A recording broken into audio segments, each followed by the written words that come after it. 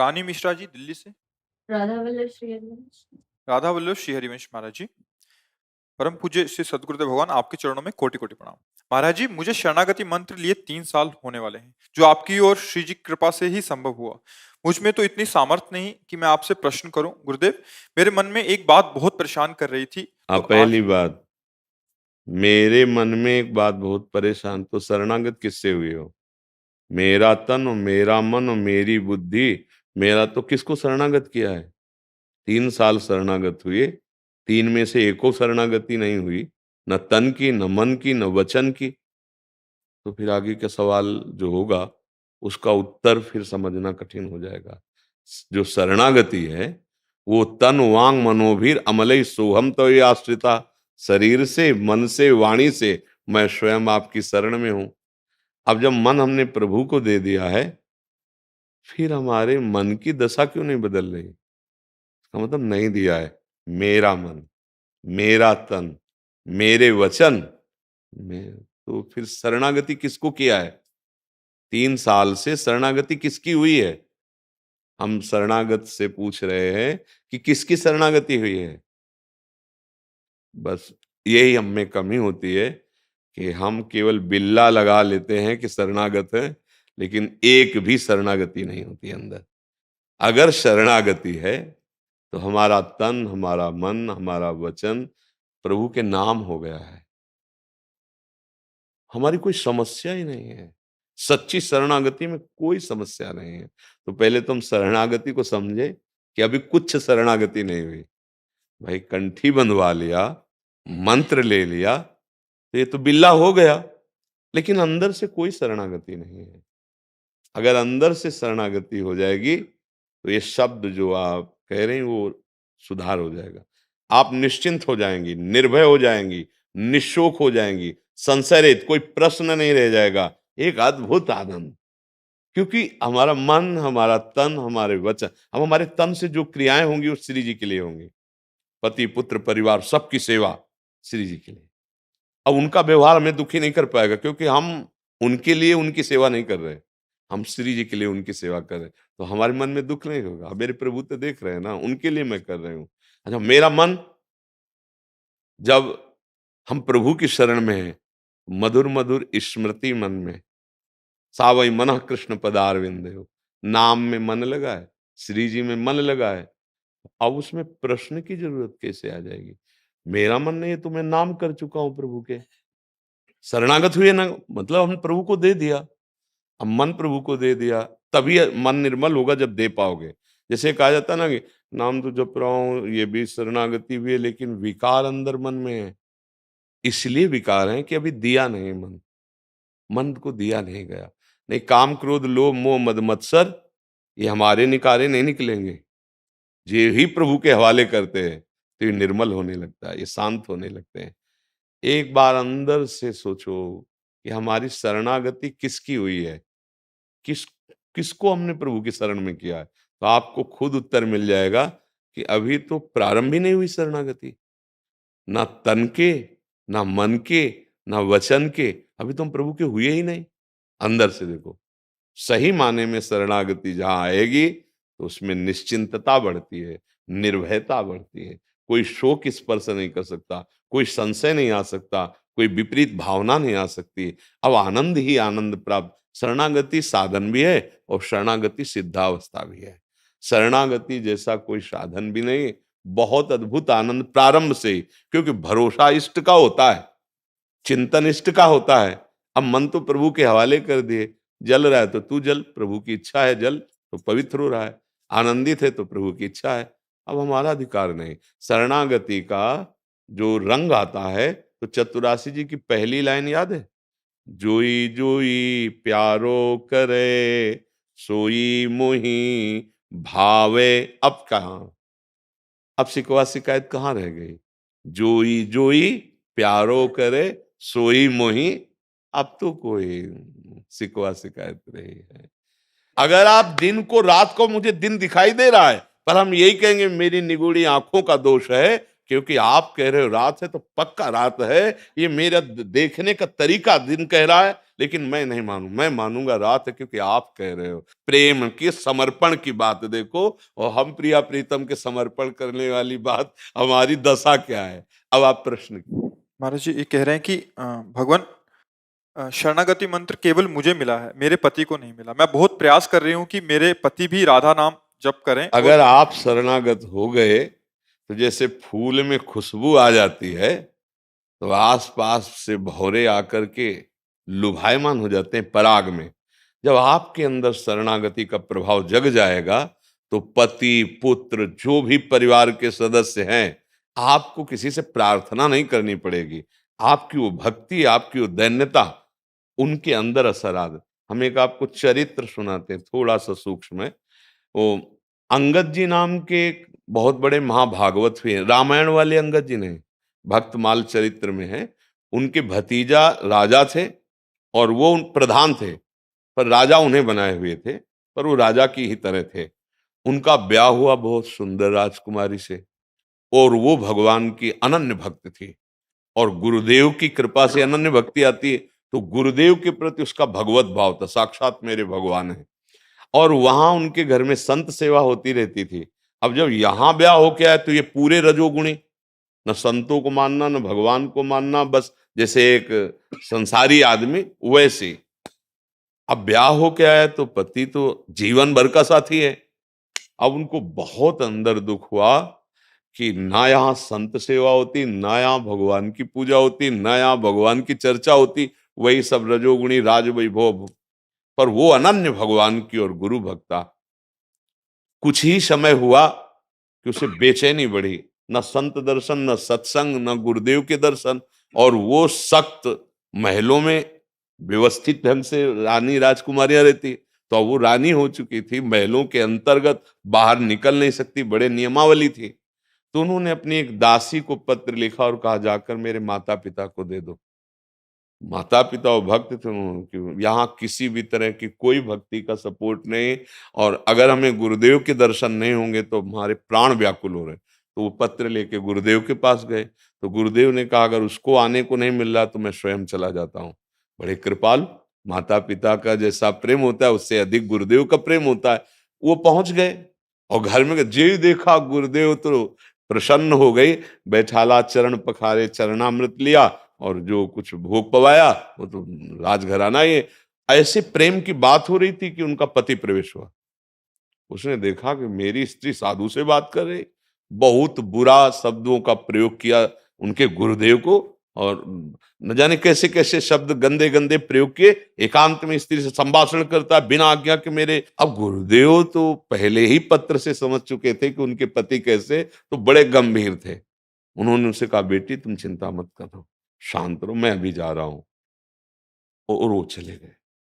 अब उनको लगा कि मेरा जीवन, मेरे कारण, मेरे गुरुदेव का मेरे सामने अपमान। और कहा, आज से मैं ना तो पानी पीऊंगी ना भोजन पाऊंगी, और अपने प्राण त्याग दूंगी ऐसे ही। और ना तुमसे संभाषण करूंगी ना तुम्हारी तरफ देखूंगी। ये शरीर तुम पति बने हो ना, इसको तुम्हारे सामने ही ऐसे, ना भोजन पाऊंगी और ना पानी पीऊंगी। जितने दिनों में छूटेगा छूट जाओ। अब वो अत्यंत आसक्त थे पत्नी में। बढ़िया बात ये हो गई कि वो अपने पत्नी में इतने आसक्त थे कि बात सुनते ही घबरा गए। एक दिन, 2 दिन, 3 दिन हुआ, फिर वो नजदीक गए। उन्होंने कहा, मुझे नहीं पता है सब भक्ति क्या होती है, संत महात्मा क्या होते हैं। तो मैं अपनी बुद्धि के अनुसार उनको बोला, अगर आपको ऐसा लग रहा है कि मेरे से गलती हुई तो मैं गलती मानता हूं, क्योंकि वो उससे आसक्त थे। आप भोजन पाइए और पानी पीजिए, आगे से कभी गलती नहीं करूंगा। उनका ऐसे नहीं, आप स्वयं जाएं, गुरुदेव को प्रणाम करके लाएं, और फिर हम रसोई बनाएंगे, गुरुदेव पाएंगे तब उनकी जूठन पाऊंगी। बोले ऐसा ही करेंगे। वो गए, गुरुदेव को प्रणाम करके लाए। मना असंतों का क्या, संतों का तो बहुत करुणा में स्वभाव होता है। अब जे ही गुरुदेव पाए और दोनों ने उच्छिष्ट पाया, तो रानी से भी अधिक महान भागवत उनके पति बन गए। क्योंकि वो पूरा चरित्र तो बड़ा विशाल चरित्र है। रानी से भी ज्यादा महाभागवत वो बन गए। मतलब उनकी ऐसी स्थिति, पूरा चरित्र कहे तो घंटों लगेंगे। उनकी ऐसी स्थिति हुई कि राजा ने किसी कारणवश उनको एक ऐसे हीरे का मुकुट वो जीत के लाए थे, बहुत महंगा था। उन्होंने सोचा कि ये हीरा तो भगवान जगन्नाथ जी को देंगे। राजा को ये पता चला तो उन्होंने पहले विनय के द्वारा, क्योंकि चाचा लगते थे, जब नहीं माने तो उन्होंने जो रसोई में भोजन बनाती थी उनको अपनी तरफ करके उसमें जहर मिलवा दिया। अब वो जहर भरा भोग पहले ठाकुर जी को लगा और फिर वो जब अंगद जी के सामने, तो उनकी जो बहन थी, उनकी बेटी अंगद जी के साथ पाती थी, तो उन्होंने बुलाया, उनका नहीं आज नहीं पाएगी। क्यों नहीं पाएगी, रोज पाती है। तो प्रधान रसोईया की देख रेख उन्हीं के हाथ में थी, वो जानती थी। उनका नहीं आप पाइए, वो बाहर खेलने गए। बोले जब तक नहीं आएगी तब तक नहीं पाएंगे, हमारा नियम है, उस बच्ची के साथ पाते हैं, बुलाओ उसको। तो उनको लगा मैं कितनी नीच हूं, मेरी बेटी से तो इतना प्यार करते। तो उनका भाई मत पाना, इसमें जहर मिला दिया। उनका भगवान का भोग लग गया, जहर मिला दिया। अरे दुष्ट स्वभाव वाली, जब भगवान ने पा लिया तो अब मुझे पूरा प्रसाद अकेले पाए। कुछ नहीं हुआ, कुछ नहीं, मतलब पूरा जहर पड़ा हुआ था, कुछ नहीं। कितने महान भागवत के जब भगवान पा लिए, भोग लग गया, तो अब मैं क्यों नहीं पाऊं, मैं पाऊं, कुछ नहीं हुआ। वो बड़े महाभागवत हुए। तो अगर अपने पति को या परिवार को किसी को भक्ति में लाना है तो पहले हमारी भक्ति में दम आ जाए, पहले हमारे भजन में ऐसी निष्ठा आ जाए, तो अपने आप सामने वाले का या रिश्ते नातेदार का अपने आप परिवर्तन हो जाएगा। पहले हमको चाहिए कि हम अपनी भक्ति को पुष्ट करें, नहीं तो जब वो कटु व्यवहार करेंगे तो आपको खुद अपनी भक्ति पे असर पड़ते नजर आएगा कि वो कम हो रही है। वो पहले हमको अपनी निष्ठा मजबूत करनी है। अगर हमारे हृदय में भक्ति निष्ठा बढ़ गई तो पति पुत्र परिवार जिधर जो हमारे संपर्क में आएगा वो भक्त बन ही जाएगा, चाहे जितना विरोध करे। मीरा जी का उनके देवर ने बहुत विरोध किया, बहुत हद तक, जहर तक पिलाया, मारने की चेष्टा की। अंततोगत्वा चरणों में गिरे। मान सिंह जी राजा थे, अपनी पत्नी का बहुत विरोध किया, रत्नावती जी का चरित्र पढ़, अंततोगत्वा चरणों में प्रणाम करके और कहा कि मैं आपका शिष्य हूं। भक्ति एक दिन झुका के रखती है, बस ये कि अपनी निष्ठा परिपक्व बनी रहे, ये बड़ा कठिन है। अपने को परिपक्व कर लो, पति और पुत्रादि तो अपने आप हो जाएंगे जब हमारे हृदय में भक्ति। देखो संतों को भक्ति का ही तो प्रभाव होता है, अपने हृदय की दीपक से लाखों दीपक जगमगाने लगते हैं। तो उनके दीपक में कोई फर्क पड़ता है क्या? पहले भक्ति का दीपक हमारे हृदय में वास्तविक जल जाए। हाँ, अपने आप देखो, पति में भी भगवान है, पुत्र में भी भगवान है, और आप भगवान की भक्ति करते हो तो उनको बदलने में कितनी देर लगेगी? क्षण में बदल गए अंगद जी, क्षण में महान भक्ति का भाव आ गया। तो हमें लगता है हम अपनी भक्ति को पुष्ट करें, अभी जोर दबाव ना करें, क्योंकि उनका विरोध हम सहने की अभी सामर्थ्य नहीं। हमारे अंदर मीरा जी जैसी सामर्थ्य, रत्नावती जी जैसी सामर्थ्य नहीं। हम थोड़ा अपनी भक्ति को पहले परिपक्व कर ले, फिर उसका प्रभाव खुद देखेंगे। एक न एक दिन जब हम कुसंग करते हैं तो बुद्धि भ्रष्ट हो जाती है, और जब सत्संग करते तो एक न एक दिन रंग चढ़ता है। तो आप अगर भक्त हो तो आपके पति आपको अपना मानते हैं, तो एक दिन उनकी बुद्धि का परिवर्तन निश्चित हो जाएगा और उनका कल्याण भी निश्चित हो जाएगा। भगवान के मार्ग में चलने वाले उपासक के 21 पीढ़ियां तर जाती है। यदि वो भगवत प्राप्त हो गया तो मुझे चिंता नहीं करनी चाहिए, मुझे चिंतन करना चाहिए, अपनी भक्ति को पुष्ट करना चाहिए। आशीष पांडे जी, महाराज जी कह रहे हैं कि क्या सदगुरुदेव के दर्शन के बाद भी ईश्वर दर्शन की आवश्यकता होती है? इसमें प्रबल श्रद्धा की आवश्यकता है। जब हमारी प्रबल श्रद्धा होती तो हम पाषाण से भगवान को प्रकट करते देखा भक्तों को। प्रबल श्रद्धा हो जाती तो भूत से नामदेव जी ने भगवान प्रकट कर लिया, कुत्ते में भी भगवान प्रकट कर लिया, प्रहलाद जी ने खंबे से भगवान प्रकट कर लिया। तो भगवान का साक्षात स्वरूप गुरुदेव तो है ही है। गुरुर ब्रह्मा गुरुर विष्णु गुरुदेव महेश्वरा, गुरु साक्षात पर ब्रह्म तस्मै श्री गुरुवे नमः। पर ऐसी भावना नहीं होती। हम गुरु को साक्षात परब्रह्म मानते नहीं, हम गुरु को एक व्यक्ति मानते हैं या बहुत से बहुत संत मानते हैं, और ये सोचते हैं कि ये साधन है, साध्य तो भगवान की प्राप्ति होगी। हम ये नहीं देख पाते कि साक्षात बंदो गुरुपद कंज कृपा सिंधु नर रूप हरि, साक्षात हरि ही ये नर रूप धारण करके अपना परिचय देने के लिए मुझे उपदेश कर रहे हैं। जिनकी ऐसी भावना है तो गुरु में साक्षात परब्रह्म का अनुभव हो गया तो अब किसका दर्शन? पर ऐसा बहुत कठिन है, मतलब कोई बिरला अपने गुरु को साक्षात परब्रह्म देख पाता है, नहीं तो नहीं, क्योंकि भावना का ही तो सारा खेल है। वैसे परब्रह्म तो सब में विराजमान है, फिर गुरु तो है ही। जब किसी ने अपनी उपासना की परिपक्व अवस्था में देखा तो जड़ चेतन जगजीव जो सकल राम में जान, जैसे गोस्वामी तुलसी। किसी ने अपनी परिपक्व अवस्था में श्याम देखा तो सब में श्याम दिखाई दिए। गुरु में क्या है? अगर गुरु तो साक्षात पर ब्रह्म ही है, अगर हमारी भावना बन जाए तो सब में प्रभु विराजमान, सब में अनुभव हो जाए, फिर अलग से थोड़ी कोई अनुभव। पर ऐसी भावना नहीं बन पाती, ऐसी नहीं बन पाती। बहुत मुश्किल से इतनी भावना बनेगी कि बहुत अच्छे संत हैं, मेरे परब्रह्म हैं। जैसे गुरु ग्रंथ साहब ही साक्षात परब्रह्म गुरुदेव हैं, तो देखो साक्षात परब्रह्म, चंवर डुलाए जा रहे हैं, उनका सम्मान, उनकी वाणी ही सब कुछ साक्षात। तो गुरुवाणी ही इतना, गुरुवाणी साक्षात परब्रह्म है। ऐसा कहाँ मान्यता अपने लोग स्वीकार कर पाते कि हमारे गुरुदेव की जो वाणी है वो परब्रह्म की वाणी है, साक्षात परब्रह्म बोल रहे हैं। तो बस मानना ही तो है ना, भावना ही तो है ना। तो हम श्री विग्रह में तो सोच सकते हैं कि ये भगवान है, लेकिन इनमें भगवान को नहीं देख पाए थे।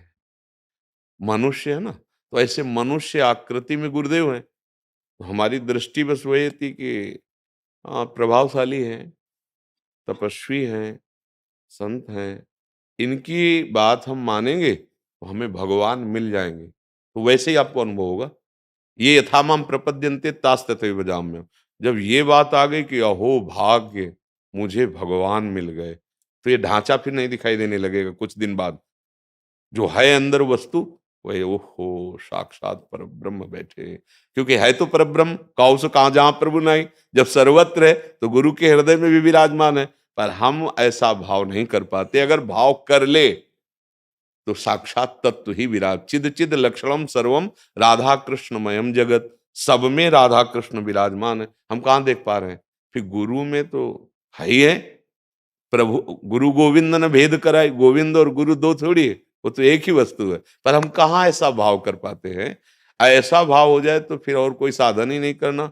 गुरु साक्षात परब्रह्म, हम अपने परब्रह्म का दर्शन कर रहे हैं, मुझे और किसी के दर्शन की जरूरत नहीं है। और कोई है ऐसी हमें भावना नहीं। अखंड मंडलाकारम व्याप्तम, चर अचर में मेरे गुरुदेव विराजमान है और सामने मेरे साक्षात परब्रह्म बैठा हुआ है। अब मुझे क्या निहाल, पर ऐसी भावना होना बड़ा कठिन है। हाँ, हम गुण दोषमयी वृत्तियों वाले बस गुण दोषों को देखते हैं। चार प्रणाम कर रहे हैं तो हम भी प्रणाम कर रहे हैं। क्यों प्रणाम कर रहे हैं? हम इसका उत्तर हमारे पास नहीं। वो प्रणाम कर रहा है इसलिए मैं प्रणाम कर रहा हूँ। तो हम लोग ऐसी भावना के, हमारे अंदर पर्सनल भावना इतनी सुदृढ़ नहीं कि वो पता नहीं क्यों प्रणाम कर रहा है। हम ऐसे नहीं, हम तो देखेंगे हमारी श्रद्धा कितनी बनती है, हमारा भाव कितना बनता है। तो ऐसे तो गुरु तो लाखों लोग बना लेते हैं, लेकिन गुरु की बात मानना, गुरु के प्रति वो भाव कर पाना कोई बिरला होता है। तभी बिरला वो जो होता है उसे भगवत प्राप्ति होती है। नहीं तो लाखों गुरु बनाने के बाद फिर हम संसार में भटक जाए, ऐसा कैसे हो सकता है? गुरु तो हमको भगवत प्राप्ति, भगवत तत्व का अनुभव कराने के लिए आया हुआ है, क्योंकि वही भगवत तत्व है। सोई जाने जे देह जनाई, तो अपने आप को जनाने के लिए वो आए हुए हैं। पर ऐसी भावना बहुत कठिन है, बहुत दुर्लभ है। यदि ऐसी भावना बन जाए तो अमोघस्य है। निश्चित वो गुरुदेव में अपने साक्षात्कार की जो भावना है, जिस भाव की, राम कृष्ण हरि निर्गुण सगुण जो भी, वो गुरु में ही देख पाएगा कि मेरे गुरुदेव साक्षात ऐसे। शिवांगी जी बनारस से। श्री हरिवंश महाराज। श्री हरिवंश गुरुदेव। गुरुदेव पहले तो बहुत धन्यवाद, आपके श्री वचनों से जीवन में उचित सुधार हो रहा है। महर्षि, सांसारिक जीवन में बच्चों का उद्देश्य माता पिता और उनकी सेवा ही होती है। माता पिता का शरीर पूरा हो जाने पर अब जीवन का उद्देश्य समझने में असमर्थ हूं, कृपया मार्गदर्शन करें। नहीं, घर में अपने प्रिया प्रीतम को विराजमान करके घर के जो भी सदस्य हैं, पति है, पुत्र है, उसमें भगवत भावना करके हम सेवा कर रहे हैं। भाई, माता पिता की सेवा पूर्ण हुई, वो अंतर ध्यान हो गए, तो ऐसा तो नहीं कि आप सेवा रहित हो गए। आपका शरीर, आपके शरीर संबंधी पुत्र, अतिथि, पति जो भी हैं, जिनके साथ जैसा हमारा धर्म का संबंध, उसके साथ हम भगवत भाव करके सेवा करें। हमारे पूरा जीवन सेवा में है। ये शरीर भी मैं तो हूं नहीं, अब ये धर्म के कार्यों में हमारा सहयोग कर रहा है। भगवत कार्यों में, तो हम इसकी भी सेवा करते हैं। स्नान करना, भोजन देना, इसको स्वस्थ रखने की चेष्टा रखना, तो ये भी भगवत सेवा हो जाएगी। जब इसे मैं मान के करोगे तो बंध जाओगे, और इसे भगवत, जैसे तांबे का पात्र है और हम ठाकुर जी को उससे स्नान कराते हैं, तो बढ़िया मान के नहीं रखते और बड़ा अच्छा भाव रखते हैं कि ठाकुर जी का ये लोटा है, ऐसे ही ठाकुर जी की सेवा का पात्र शरीर है, ऐसे ही दूसरे शरीरों में भी ठाकुर जी हैं। तो ऐसा तो है नहीं कि आप बिल्कुल अकेले हैं, कोई न कोई तो हमारा संबंधी है, कोई न कोई तो है। उसी में हम भगवत भावना कर लेते हैं, और भगवत भावना करके जो हमारा धर्म है उसके अनुसार सेवा करते हैं, तो हमारा जीवन धन्य हो जाएगा, हमारी सेवा पूर्ण हो जाएगी। तो ऐसा तो नहीं कि एकदम, अगर एकदम अकेले हैं तो फिर परम सेवा आओ, अंदर से आओ भगवान की शरण में, और असंग हो करके निरंतर भगवान का चिंतन करते हुए जीवन व्यतीत करें। पर ऐसा तो नहीं है ना। अब वो तो इसलिए कोई न कोई तो है ना, उसमें भगवत भावना कर लेते हैं और धर्म के अनुसार बर्ताव करते हुए सेवा करते हैं, वही हमारी भगवत प्राप्ति का हेतु हो जाएगा, यदि नाम जब चलता रहे तो। भगवत भाव सामने और नाम जप, दोनों दो आवश्यक हैं। दो के बिना तो सब एक दूसरे में आसक्त है ही है, ममता युक्त, भगवत प्राप्ति थोड़ी हो जाती है। दो भाव, पहला उसमें भगवत भाव और दूसरा नाम चलना चाहिए।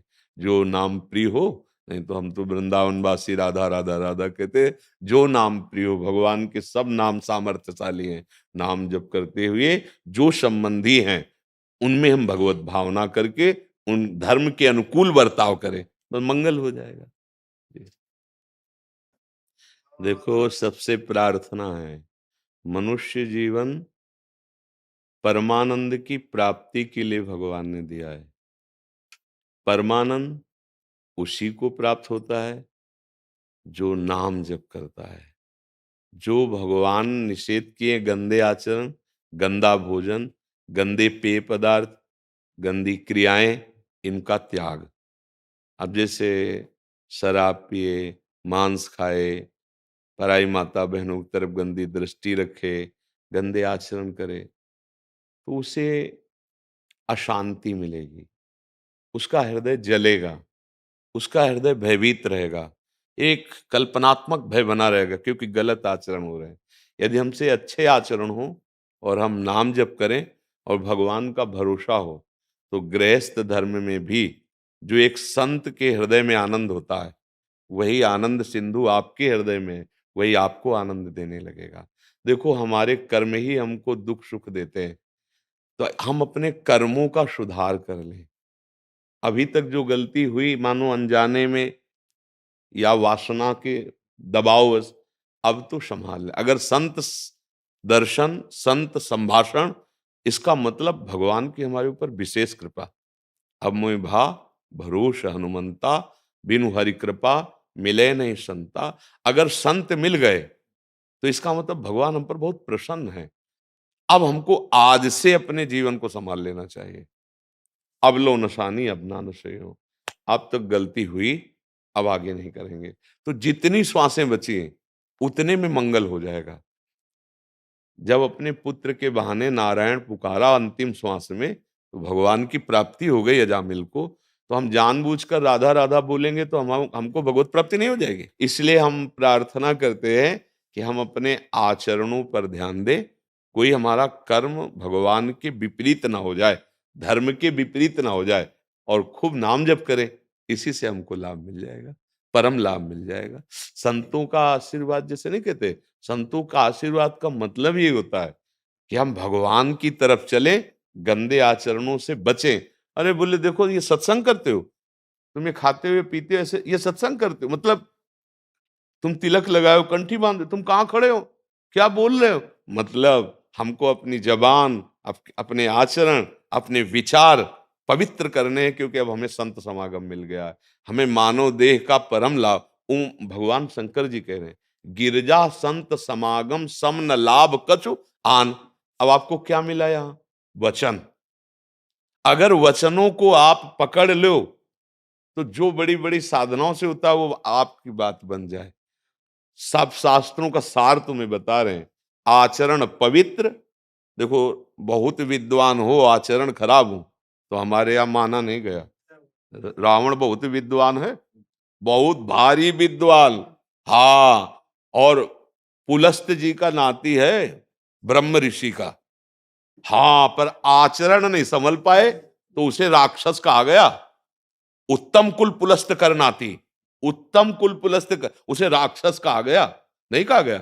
आचरणहीन होने के कारण नहीं तो आज भी जहां भगवान शंकर जी का अभिषेक होता है उसका लिखा हुआ स्तोत्र गाया जाता है। जटाटवी गलत ज्वल प्रवाह पावित स्थले गले अलम्ब लंबिताम भुजंग तुंग मालिकाम डमर डमर डमर निनाद व डमर वयम चकार चंद्र तांडवम तनोतुना शिवा शिव, ये उसी का रचना है। अगर संत समागम हुआ और हमारे आचरण नहीं सुधरे तो फिर हाँ, मतलब क्या लाभ मिला संत समागम। तो इसलिए अपने आचरण पर ध्यान रखें, कर्म ना बिगड़े और खूब नाम जप करें राधा राधा राधा।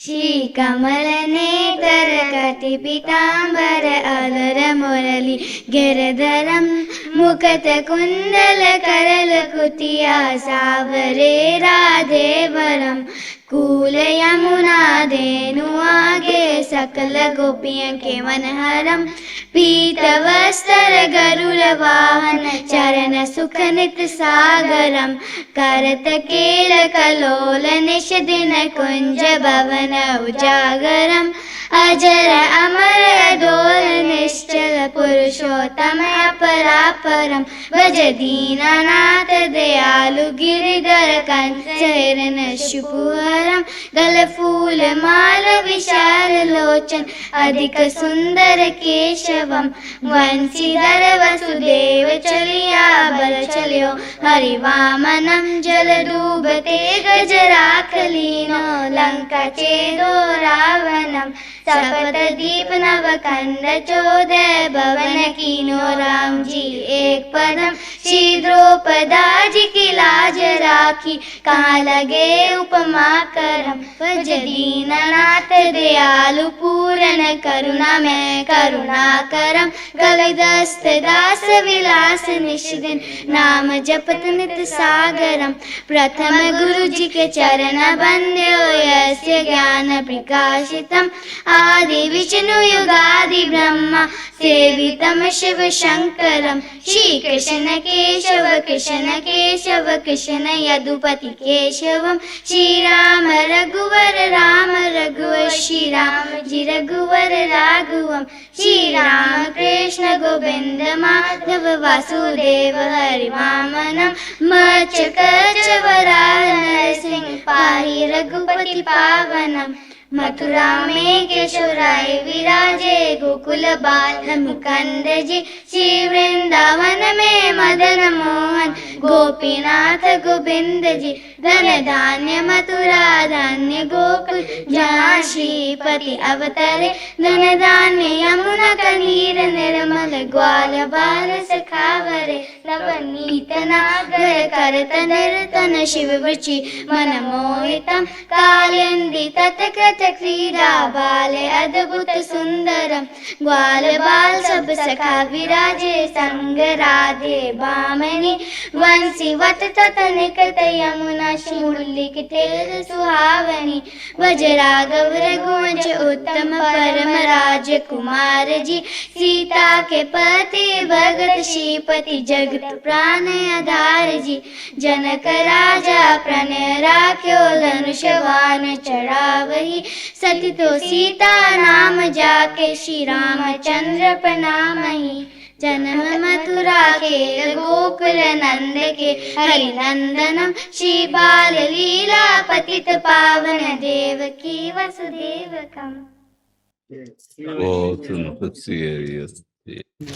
और श्री गिरिराज बासु में पाऊं ब्रज तज बैकुंठ न जाऊं। श्री गिरिराज बासु में पाऊं ब्रज तज बैकुंठ न जाऊं। बिचरू में लता पतन में गिरिराज तरेटी वन में आन्योर जतिपुरा जन्मे, राधा कुंड गोवर्धन में। आर्य कुंडन के कर स्नान, करूं जलपान, पढ़ो रहूं रज में, पढ़ो रहूं रज में। तीजो प्रभु बारंबार जन्म मोह ब्रज में। जो कछु मिले ब्रजवासीन को, जो कछु मिले प्रसाद, पाई के गोविंद के गुण गाऊं, ब्रज तज बैकुंठ न जाऊं। बोलो गिरिराज महाराज की जय।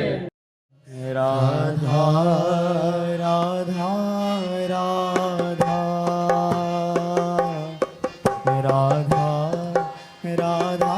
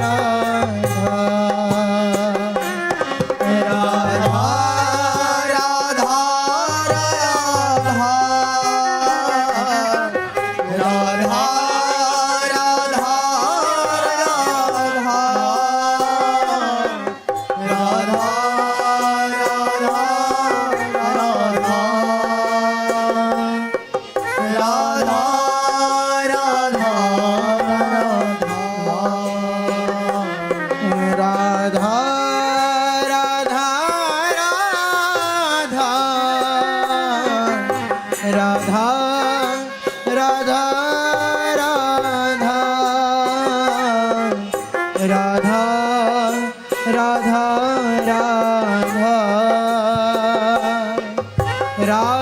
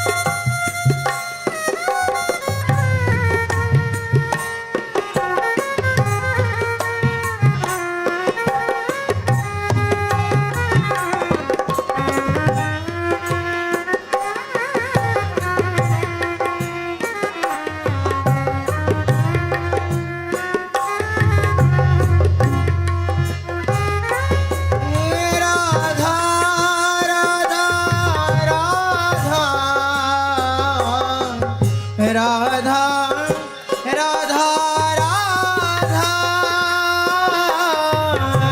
राधा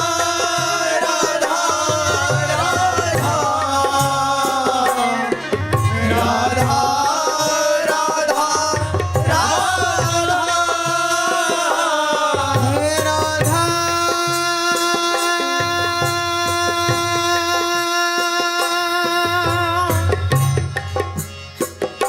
श्री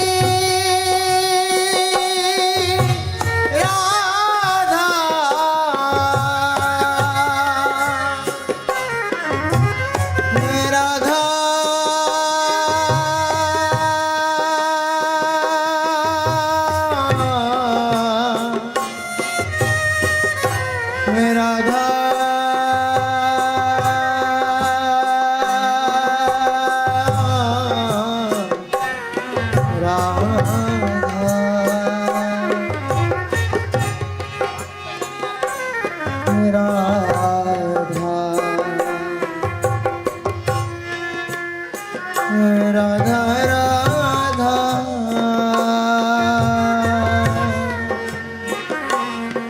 राधा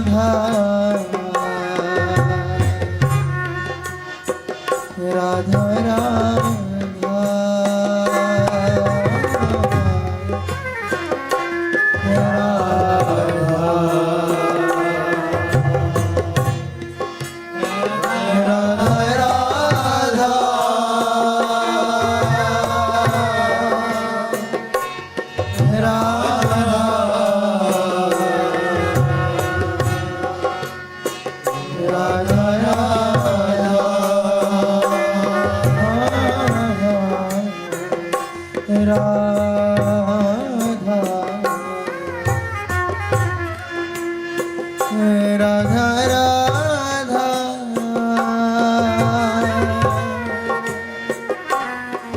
राधा